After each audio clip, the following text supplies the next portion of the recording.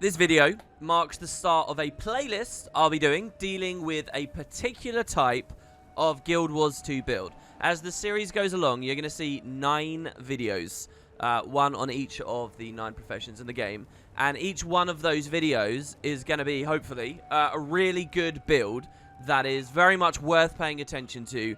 At the very least, for right now, the Path of Fire era of the game going into Icebrood. But the builds you're going to see on these videos aren't standard builds that people normally talk about within this community. They're likely to be builds that you're not running at all. So for sure, there are a lot of builds that people go on about. Raiding builds, fractal builds, world versus world builds, PvP builds, specific niche farm builds. And those are all rich and worthwhile and awesome. And we have websites dedicated to those and constant discussion dedicated to those.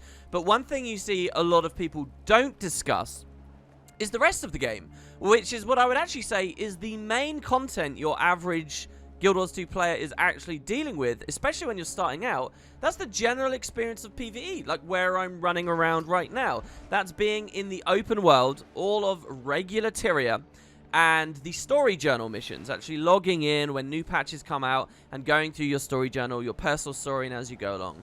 And that's the area that I really want to focus on, because I do think the majority of players are doing this. Even the veteran players are spending their time doing this stuff, and we don't really think very deeply about it. Most people have kind of a shallow opinion of it, in fact, that they think all of the open world is exactly like it was at vanilla in core in Guild Wars 2. That's actually not true. There's a big difficulty difference and a different range of things that you want on your builds, going from core areas where you can pretty much just one-shot everything to Heart of Thorns, to then Path of Fire, and even the most recent Living World Seasons and Saga. This is very different stuff we're now dealing with. It's stuff that you need to be a lot better at the game to deal with, frankly, as well. There's a massive difference. And so I really kind of wanted to look specifically at that. So my philosophies with these builds is this. I'm making builds that are optimal builds. They are the best builds you can run, as far as I can feel, for smooth solo experiences in the majority of Guild Wars 2. Now, hopefully that sounds up your alley. So, one of the reasons I think we don't see a lot of people talking about this area of the game is these formats, these areas, the open world, they're never really that hard. They're not super tricky. Most builds will do the trick. So, what I'm playing right now on this intro, this is not one of the builds, right? But I can run over and I can kind of kill things as long as, you know, I know what my buttons do and I put a little bit of effort in there. So, most builds will do the trick. You can fumble your way through. That's not true in World vs. World. That's not true in PvP. That's not true in raids. So people tend to focus there, but there's still a lot you can learn. There's still a massive difference between fumbling your way through and doing things well. How in control you are, how much fun you're actually having, how like right now I'm not even that confident to run into these guys because I'm not sure how well the build can sustain. Can I just go barreling in and blow everything up? And well, that has a big impact on your fun and whether you end up being a long-term player and so on. So, I do think this is important. It's a lot more to do with your build, your specialization lines, your skills, your weapons, than it is actually about gear quality. I think a lot of players make this mistake when they're new, when they're starting out, they don't understand this stuff very well. They'll be in Masterwork gear and they'll think the reason I'm dying, the reason I'm struggling is that I don't have Ascended yet. And they'll tunnel vision that. But much like with Guild Wars 1, a big part of this game is actually just about understanding your class and how to play it. And that will get you much further than changing Exotic into Ascended, especially, right? Or even Rare into Exotic. So, that's what I want to optimize. And hopefully with this information from this series, either veterans can have a smoother experience, or maybe more importantly, even new people can get into the flow of the game all the more comfortably. And so, what I think the big mistake people make is they look at raid builds, or they look at fractal builds, and they see that that's high-end PvE, and they'll slot those. They'll slot really glassy things that do tons of damage, but are also very volatile, and are deficient in some way. The main mistake most people make is they don't realize that fractal and raid builds, as far as PvE is concerned, are team builds. They are party-oriented. They rely on massive support from others, like getting huge amounts of boons or CC, and they are more inept than anything else when you take them on their own. Either that, or then you're running a boon and CC build with no one to actually support, so they're not fully applicable to the rest of Tyria. My builds are actually going to be closer to PvP builds, in that they're actually going to look to be self-sustaining which is what, you know, a lot of 1v1 specs, or, you know, you just need a certain parameters of self-sustaining to be something in PvP, and that's an area of the game that I know certainly a lot about. So, a perfect build optimized for solo gameplay means this. These are what the 9 videos are going to include. Their own offensive boons, alright? You're going to be able to give yourself quickness and might and fury and alacrity and all these where they're possible and where it's actually efficient to do so.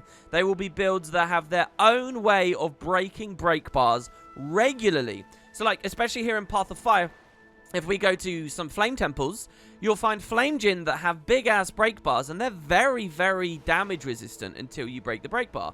If you go in there with something that doesn't have that much CC, you're going to struggle a little bit. What if you want to go to a hero challenge? They nearly all have break bars. You want to deal with those. Even just random veterans have break bars. What if you find a group event and you actually want to try and solo it, you know, especially in core tier vanilla stuff? These builds will at least give you some capacity to be able to deal with that. And for that, you need to be able to have your own CC, get through those break bars. And then lastly, the other important side is your own way of resustaining and healing up, actually being sturdy, or failing that to be able to actually disengage with movement abilities if need be.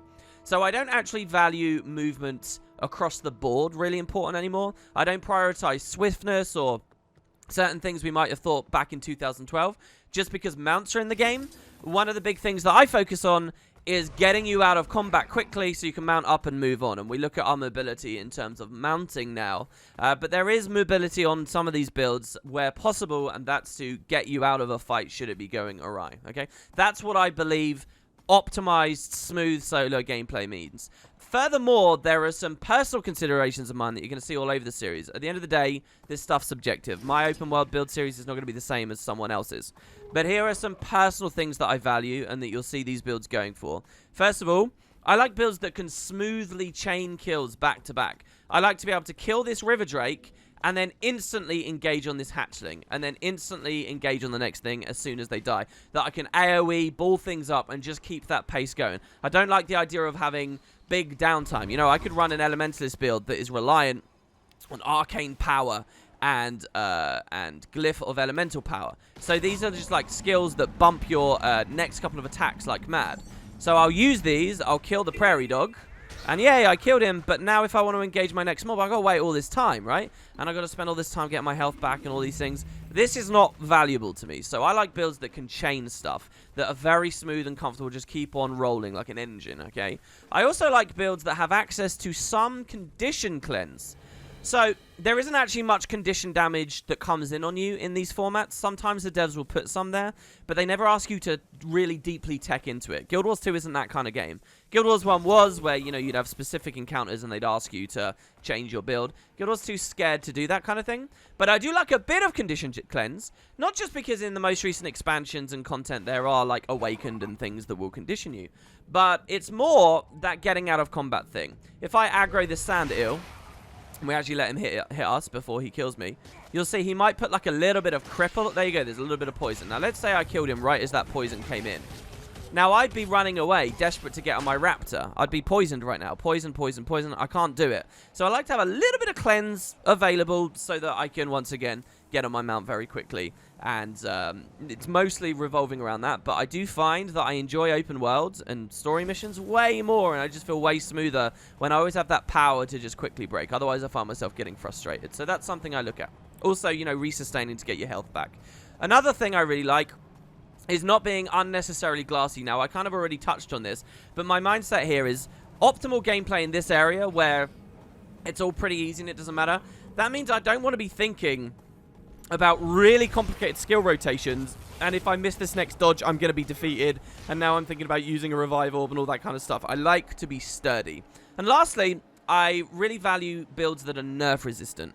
You're not going to see anything on this series, and if you recommend a video to a friend from this series, you're not going to be recommending anything that will be nerfed soon, alright? So if there's something really buggy or horrendous or ridiculous out there, it's not going to be nerfed into oblivion. These are time-tested, and they're, you know, it's intended gameplay, all right? So that's important to me too, and that's a bit different to what you might find elsewhere. Lastly, I do want to talk about something that I don't value at all, and you're not going to see in this video. There's a huge part of the game you will not see in these 9 videos. Maybe you can guess it. It's condition damage. So for what it's worth, there are some nice condition damage builds. There's a cool, I'm playing Weaver right now. There's a nice condition Weaver that I've piloted and played in open world. Scourge actually has some brilliant condition damage variants that are very good. Condition builds tend to be excellent at breaking break bars for free and incapacitating for free, as well as being quite spammy and comfortable.